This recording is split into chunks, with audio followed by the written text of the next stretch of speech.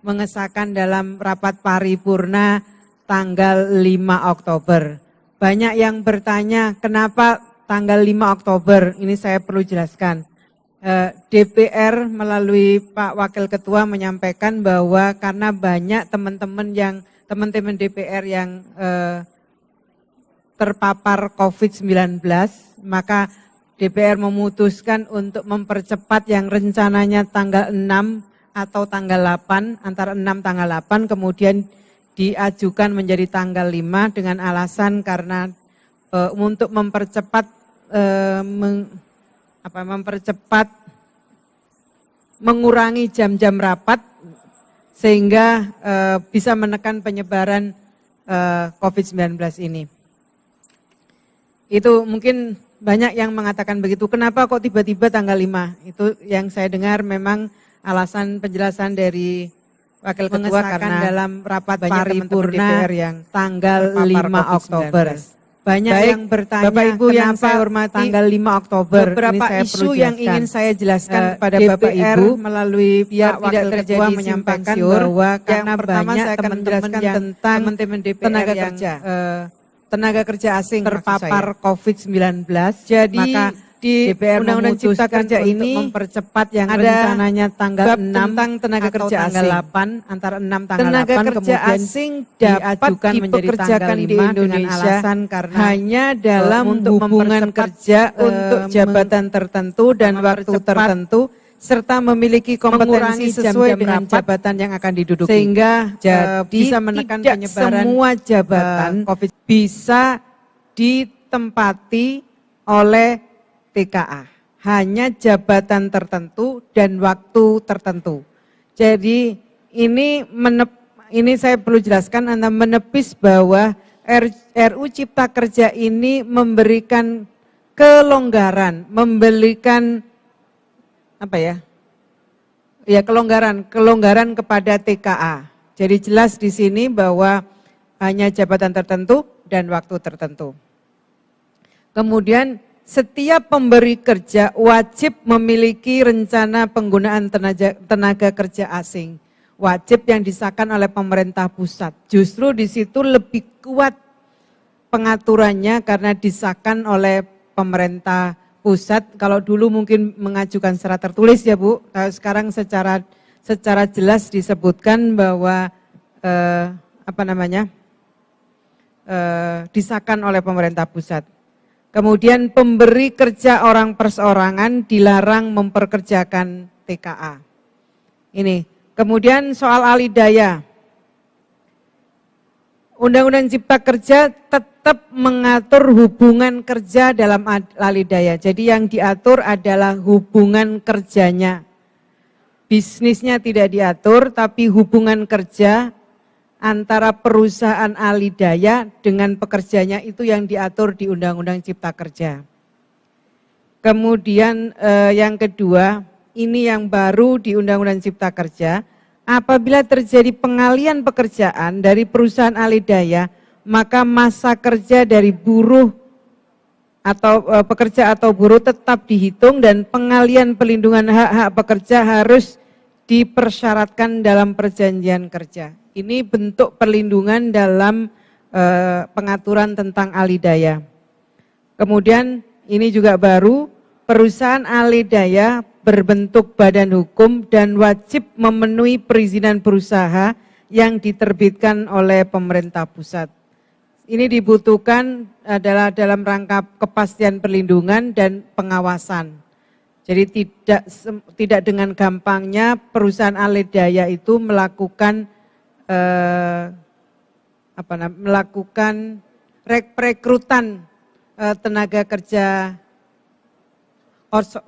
kerja alidaya, apakah bentuknya PKWT maupun PKWTT. Jadi ini hal baru yang saya kira justru dimaksudkan untuk memberikan kepastian dan untuk kepastian perlindungan. Kemudian waktu kerja. Waktu kerja tetap mengikuti ketentuan Undang-Undang 13 tahun 2003. Ini juga berseliweran gosip hoak. Jadi 7 jam sehari dan 40 jam 1 minggu untuk 6 hari kerja dalam 1 minggu. Jadi kalau liburnya hari kerjanya itu 6 hari maka 7 jam, kalau dia 8 hari maka kalau 5 hari maka 8 jam sehari dan tetap 40 jam seminggu. Undang-undang ini juga mengakomodasi pekerjaan yang sifat dan kondisinya tidak dapat sepenuhnya mengikuti ketentuan tersebut, sehingga perlu diatur waktu kerja khusus. Misalnya sektor ekonomi digital yang waktu kerjanya sangat fleksibel. Kalau di undang-undang sebelumnya tidak mampu mengakomodasi kebutuhan jenis pekerjaan baru, waktu pekerjaan yang lebih fleksibel, maka di undang-undang ini jawabannya.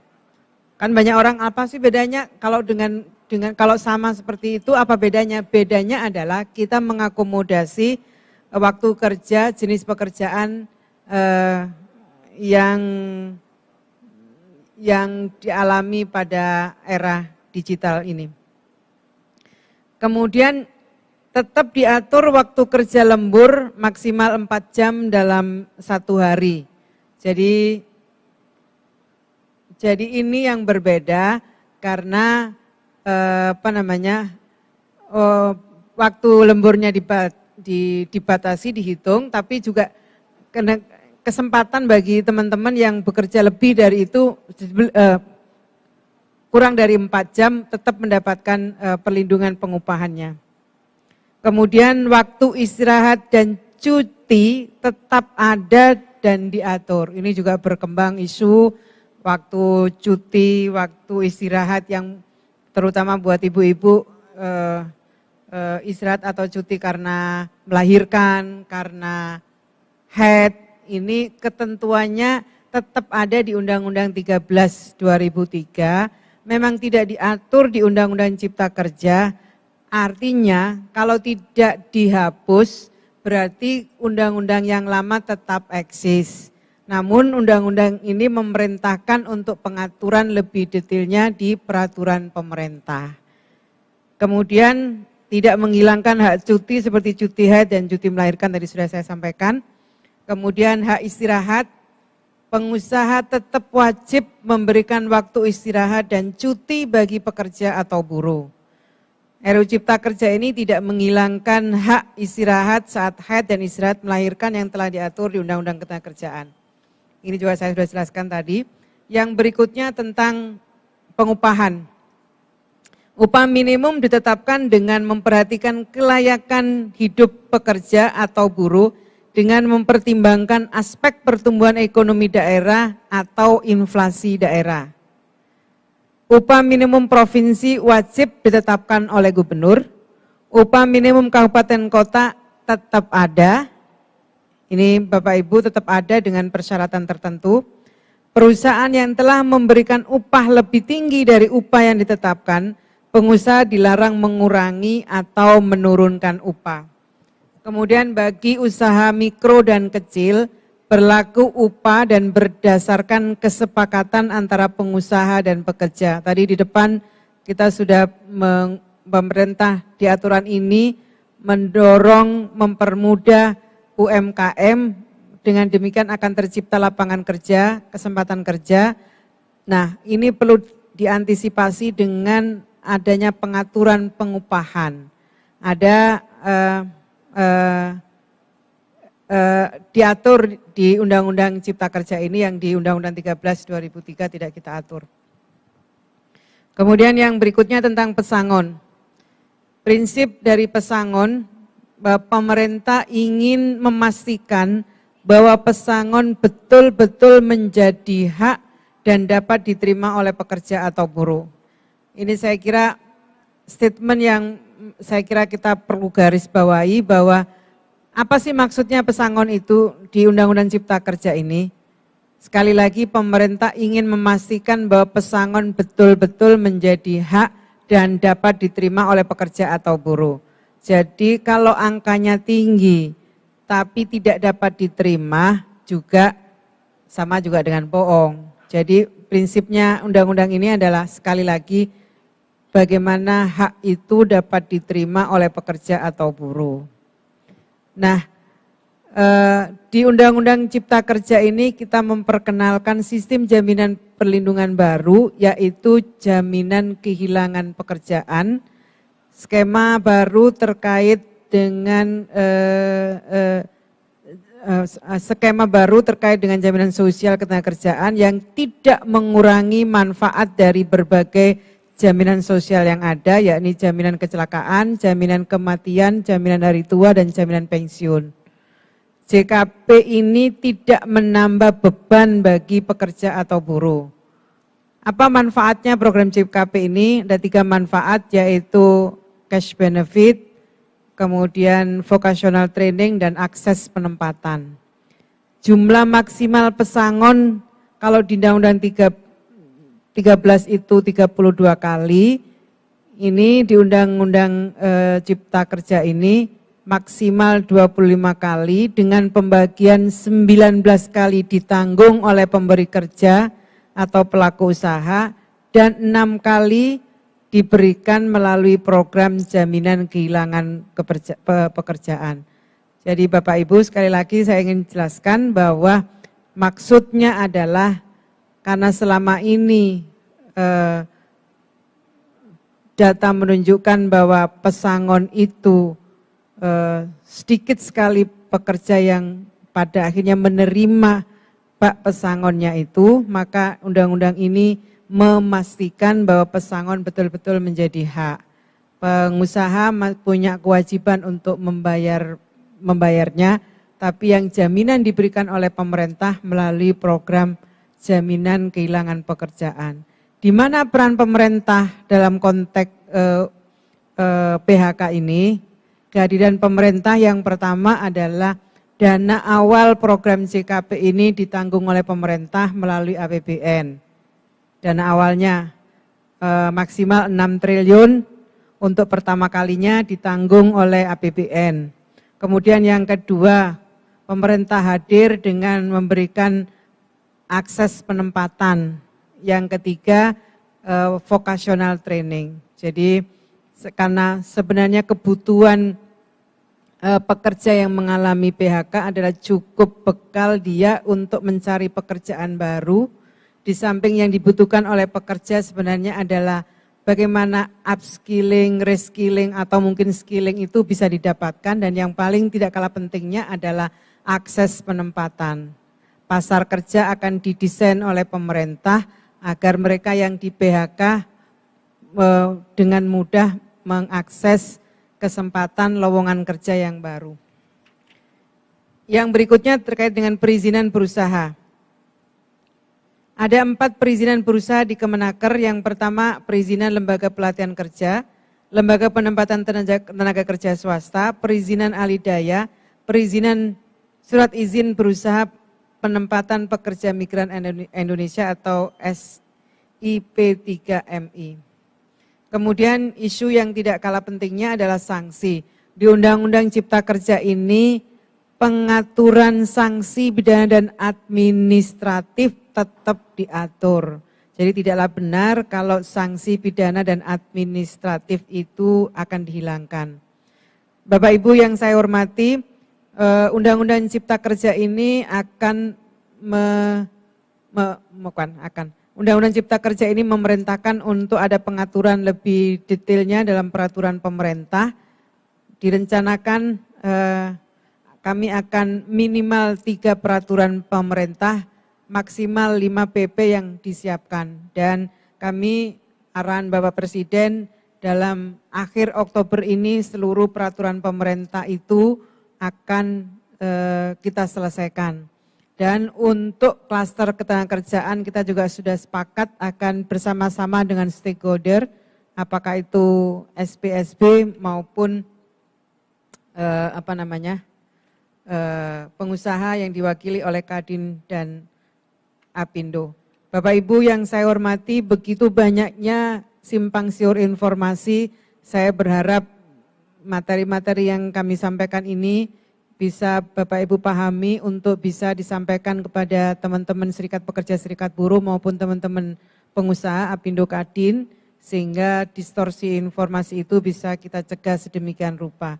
Saya berharap Bapak Ibu tetap mengajak teman-teman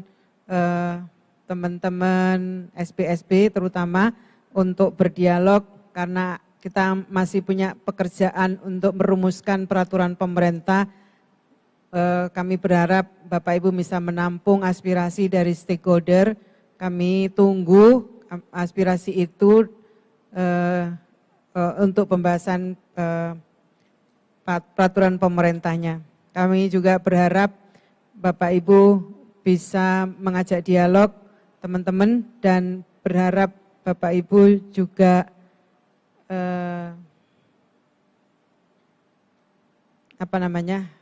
tidak segan-segan menyampaikan kepada kami apabila ada dinamika yang terjadi di masing-masing provinsinya. So far kami terus melakukan koordinasi dengan pihak keamanan. Baru tadi juga kami ada koordinasi dikoordinasikan oleh Pak Menko Polhukam, agar sekali lagi kalau sumbernya itu adalah distorsi informasi berkaitan dengan narasi, maka kami akan mengirimkan draft RU yang sudah disepakati kepada Bapak Ibu untuk jadikan pegangan. Saya kira itu, terima kasih. Wassalamualaikum warahmatullahi wabarakatuh.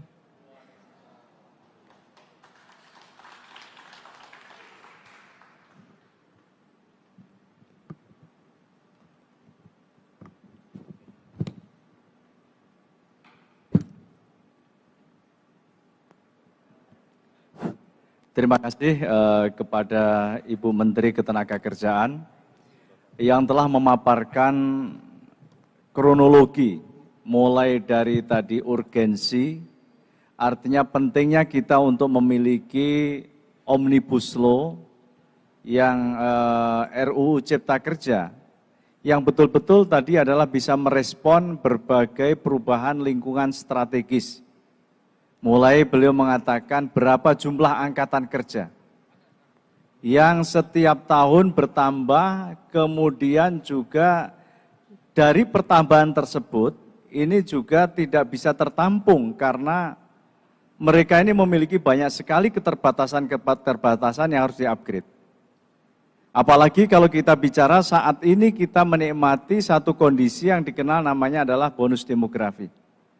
Sebuah kondisi di mana postur demografi, angka usia produktif lebih tinggi dan mereka itu adalah masuk di dalam dunia kerja. Kemudian yang juga tidak kalah penting tadi disampaikan adalah spirit kita untuk keluar dari middle income country trap. Jadi jebakan pendapatan menengah yang kita harus memiliki semacam dorongan besar, big push agar bisa kita keluar, dan salah satu solusinya adalah yang namanya adalah economic growth-nya itu di atas 6. Nah kalau kita di atas 6% berarti harus menciptakan banyak sekali peluang ketenaga kerjaan.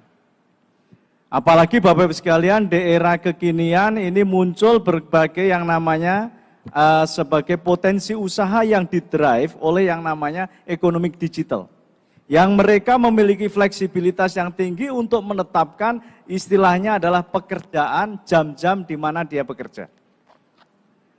Nah kemudian beliau juga sudah menyampaikan substansi isu yang ini adalah kita harapkan meluruskan berbagai yang namanya tadi pemberitaan informasi distortif yang menyimpang yang selama ini mungkin sudah sudah kita terima. Sehingga kadangkala Bu Menteri, ini kemarin saya juga dengar di Satpam kita pun mengatakan, waduh nanti tahun ini enggak dapat THR dong. Enggak dapat berbagai cuti karena ini disahkan. Di lingkungan kita sendiri pun kadangkala juga ada seperti itu. Makanya mudah-mudahan yang telah disampaikan oleh Ibu Menteri tadi betul-betul bisa mengklarifikasi berbagai ketimpangan, berbagai distorsi, kesenjangan informasi yang sudah terlanjur masuk kepada Bapak Ibu sekalian, kepada di tengah-tengah masyarakat kita. Ini kita masih ada waktu sekitar 10 sampai mungkin 15 menit. Saya buka mungkin untuk 3 penanya ya. Tadi sudah disampaikan kira-kira penanyanya yakni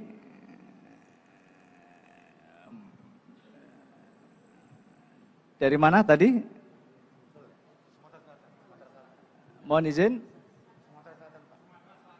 Ya, kasih tulisan dong biar enak. Ya.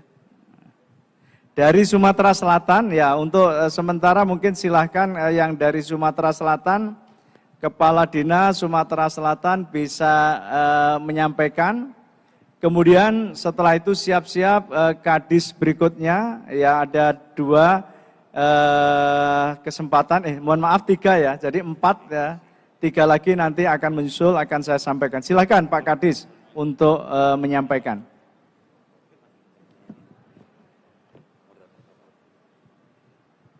Kami dari Dinas Tenaga Kerja dan Transmigrasi Provinsi Sumatera Selatan menyimak apa yang dipaparkan oleh Ibu Menteri tadi. Kami rasa itu sudah sangat komprehensif pada materi-materi daripada Undang-Undang Cipta Kerja ini. Jadi kami rasa tinggal kita bagaimana sosialisasi kepada dunia usaha dan seluruh komponen yang terkait dengan undang-undang ini.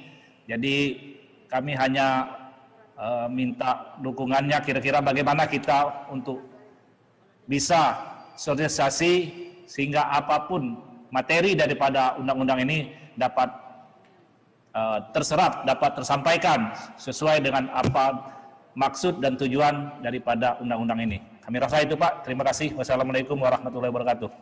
Waalaikumsalam. Terima kasih Pak Kadis, Kadis Naker Trans ya, Sumatera Selatan.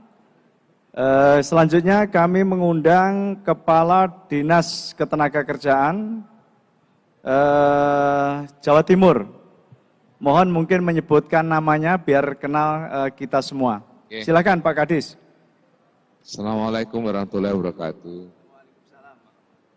Yang kami hormati dan kami banggakan Ibu Menteri, Pak Sekjen, nama saya Himawan Isdibagio, Kadis Naker Trans Jatim. Menyimak penyampaian Ibu, maka timeline Ibu enggak lama untuk menyelesaikan peraturan pemerintah. Ibu, kalau kami diizinkan, kalau sudah paling tidak meskipun itu masih draft, rancangan peraturan pemerintah tindak lanjut hasil Omnibus Law, ada diskusi-diskusi kecil yang boleh kami lakukan kalau ada itu. Jujur Bu Menteri, saya ini masih Sekjen Asosiasi Pengajar Hukum Tata Negara Indonesia, dan di lingkungan saya di Pengajar Hukum Tata Negara Indonesia ini ada 2 kubu yang nggak sama menyikapi Omnibus Law. Kalau saya diizinkan, saya akan bikin ruang diskusi pengajar hukum tata negara di Jatim khusus untuk tidak lanjut peraturan pemerintah. Tetapi kami mohon input rancangannya dulu Bu, supaya kami bisa lakukan. Itu yang pertama. Yang kedua, penting juga segera tindak lanjuti karena beberapa hal mengenai Omnibus Law ini, khususnya klaster cipta kerja, yang informasi distorsi ini selalu berkembang terlebih dahulu dibanding yang benar-benar gitu. Nah, untuk itu mungkin kalau diizinkan, kalau ada naskah akademiknya Bu, perlu. Jadi mohon maaf Pak Sekjen, ini sekaligus sebagai akademisi ya, kami ingin bantu saja gitu. Mumpung saya juga menjadi praktisi gitu, supaya hal-hal yang saya kira strategis. Yang terakhir Ibu, karena RU ini sudah diundangkan, maka problematikanya adalah nanti penjelasan mengenai pengupahan. Itu mohon segera dilakukan karena sudah terjadi distorsi antara para pengusaha dan pekerja. Pengusaha bersikuku bahwa upah itu upah regional. Nah, yang tidak mengerti hakikatnya ya ini. Nah, sementara pekerja merasa dirugikan dengan rumusan upah regional. Mohon itu saja Bu, 3 hal mudah-mudahan bisa dikabulkan oleh Ibu, dan niat saya sungguh-sungguh kami ingin bantu sebagai organ teknis di daerah. Kami sungguh berhadapan dengan persoalan-persoalan yang saya kira sangat strategis, khususnya pengupahan. Jawa Timur ini 5 daerahnya ini sangat rentan Bu. Tapi alhamdulillah hari ini Surabaya aman Bu, tidak ada masalah apa-apa. Surabaya Bu, tapi Malang enggak Bu. Terima kasih. Assalamualaikum warahmatullahi wabarakatuh. Waalaikumsalam. Mohon izin Pak Kadis, tadi lupa menyebut namanya Pak Kadis. Pak Himawan, oke. Nyun saya Pak Himawan. Ya, nama lengkap Himawan S2. Matur nuwun Pak Sekjen. Nggih, matur nuwun Pak Himawan. Terakhir pertanyaan dari penanya dari Kalimantan Timur, silahkan Pak Kadis. Jangan lupa juga menyebut namanya Pak, biar kita juga tambah semakin kenal.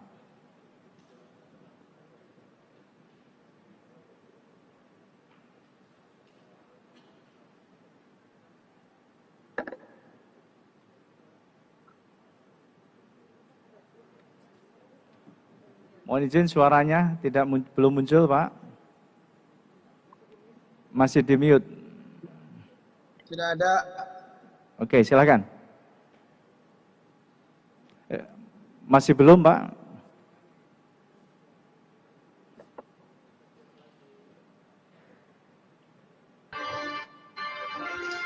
Mana Pak? Oke. Halo? Ini? Halo. Ini sudah Pak? Sudah. Baik, terima kasih. Assalamualaikum warahmatullahi wabarakatuh. Selamat sore dan salam sejahtera untuk kita semua, Ibu Menteri dan Bapak Ibu serta hadirin sekalian yang hadir pada kesempatan ini, baik secara fisik maupun secara daring. Puji dan syukur kami panjatkan kehadirat Allah Subhanahu wa Ta'ala, karena alhamdulillah Ibu Menteri pada hari ini bisa hadir langsung dan memberikan satu penjelasan yang begitu rinci, mulai di awal proses pembahasan, pelibatan berbagai pihak di dalam rangka pembahasan dari RUU ini, sehingga sampai akhirnya disahkannya RUU ini oleh DPR RI. Ini menunjukkan bahwa ada satu keseriusan daripada terutama dari Bu Menaker untuk benar-benar mensosialisasikan, memberikan penjelasan kepada kita semua. Namun demikian, tidak semua apa yang menjadi harapan dan penjelasan dari Ibu Menteri ini, itu yang beredar juga di sebagian daripada media sosial kita. Sehingga hari ini secara jelas dan terang benderang apa yang sudah dijelaskan Bu Menteri dapat kita pahami secara utuh. Karena itu saya sependapat dengan rekan sebelumnya, kalau saya nggak keliru dari Sumatera Selatan, bahwa ini sebaiknya juga kalau memang kita bisa sosialisasikan, segera kita sosialisasikan.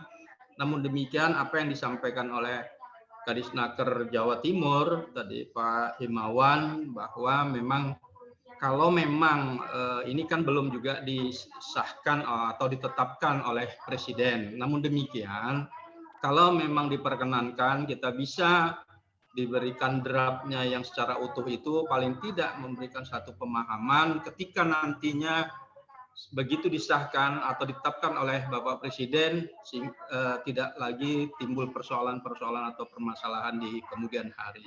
Saya kira itu yang menjadi harapan dan keinginan kami. Terima kasih atas kesempatan yang diberikan. Assalamualaikum warahmatullahi wabarakatuh. Saya lupa menyebutkan nama Pak Suroto, Pak Kadisnaker Trans Provinsi Kalimantan Timur. Terima kasih.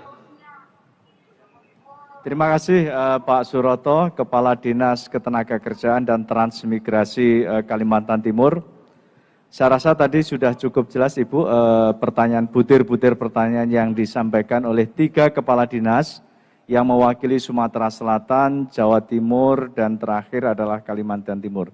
Selanjutnya waktu kami persilakan pada Bu Menteri. Baik, terima kasih. Sumatera Selatan dan Kalimantan Timur, Pak Kadisnya kira-kira kurang lebih sama, sosialisasi saya pendapat Pak. Ini nanti saya kira Bapak Ibu bisa, kami akan share materinya, di forum ini akan kami share.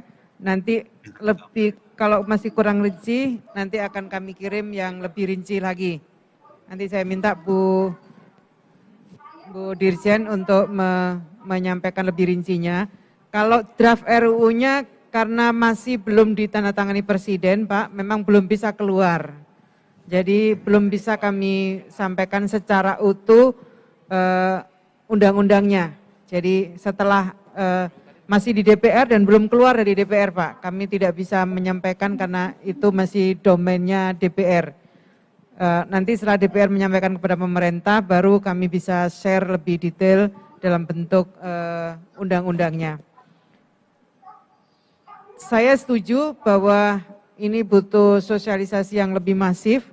Sekali lagi saya memohon bantuan Bapak Ibu, setelah kami akan terus feeding materi-materinya, nanti kalau waktunya udah lengkap kami akan kirim. Dan kami juga akan mengirim draft peraturan pemerintah mentahnya. Ini masih draft RPP-nya masih mentah, nanti kami akan kirim. Apalagi saya terima kasih kalau Pak Imawan sebagai akademisi ikut membantu mengkritisi bersama dengan timnya. Bersama dengan timnya nanti saya kira kami akan kirim Pak Sekjen atau Bu Dirjen, tolong difasilitasi Pak Kadis Naker Jawa Timur untuk mendapatkan filenya. Pertanyaannya Pak Imawan terkait dengan upah, Pak. Upah itu hanya nggak ada upah regional, yang adalah upah minimum provinsi dan upah minimum kabupaten kota dengan persyaratan tertentu. Persyaratannya seperti apa akan diatur dalam peraturan pemerintah. Gitu Pak Kadis. Saya kira sekali lagi saya terima kasih atas partisipasi seluruh Kadis Naker atau apapun nama nomenklaturnya. Terima kasih sekali lagi. Bapak Ibu yang saya hormati, yang mungkin perlu diantisipasi, ada banyak, penumpang gelap ya kalau dalam bahasa, penumpang gelap.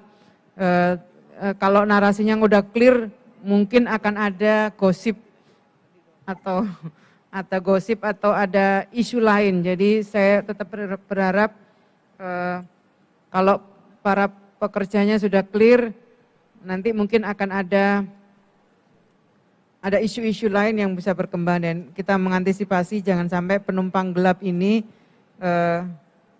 memanfaatkan momentum ini. Ini yang sangat kita khawatirkan. Saya berharap kita koordinasi terus agar ini kondisinya lagi susah kayak begini, jangan sampai ada yang memanfaatkan memanfaatkan kondisi seperti ini untuk kepentingan-kepentingan yang ya macam-macam sih, kepentingan jangka pendek dan kepentingan politik bisa jadi. Saya kira itu Pak Sekjen, terima kasih sekali lagi kepada Bapak Ibu semua.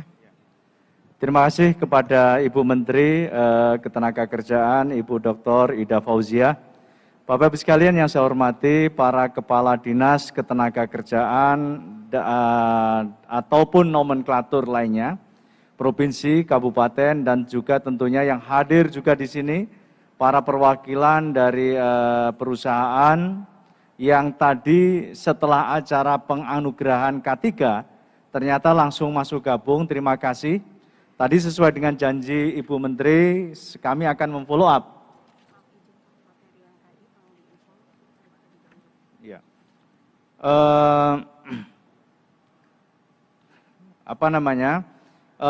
Kami tadi sesuai dengan yang dijanjikan Bu Menteri, pertama materi yang tadi disampaikan oleh Bu Menteri akan kita bisa di-download, nanti silahkan diambil dari situ. Kemudian juga kalaupun mungkin nanti belum bisa, saya minta bisa di-download di Instagram Kementerian ataupun medsos-medsos Kementerian. Yang kedua, terkait dengan materi terutama turunan dari rancangan Undang-Undang Cipta Kerja, kami akan siapkan terutama tadi Pak Imawan, Sangat senang sekali dua perspektif bertemu, yakni adalah akademisi yang saat ini jadi praktisi. Mudah-mudahan semakin meningkatkan kualitas dari policy kebijakan yang akan kita lakukan. Yang lainnya tentunya tadi janji Ibu Menteri, ruang 1 bulan masih cukup panjang, tapi juga bisa sangat pendek, karena kita harus menyiapkan seluruh RPP turunan dari RUU CK ini.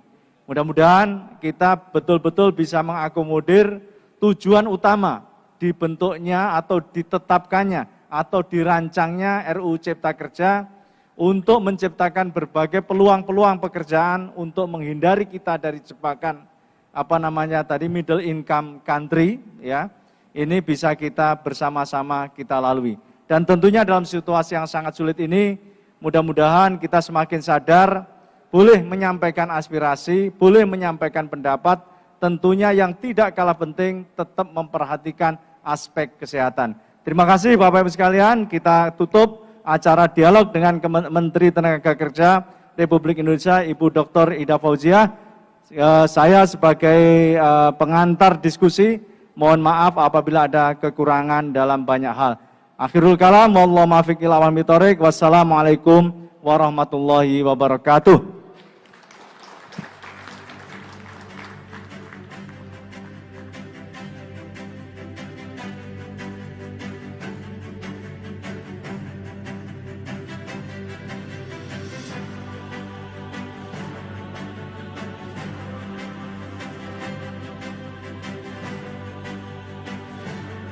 Terima kasih kepada Menteri Ketenagakerjaan Republik Indonesia, Sekretaris Jenderal Kementerian Ketenagakerjaan Republik Indonesia beserta PLT, Dirjen, PHI dan Jamsos yang telah memberikan sosialisasi tentang RUU Cipta Kerja.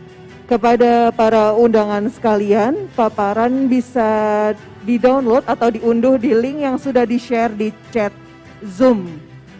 Sekali lagi saya infokan bahwa paparan Menteri Ketenagakerjaan Republik Indonesia, paparan dari Menteri Ketenagakerjaan Republik Indonesia bisa di-download atau diunduh di link yang sudah di-share di chat yang berada di Zoom.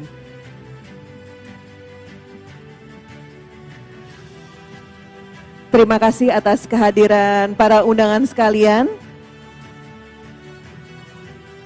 Sampai bertemu kembali di acara berikutnya.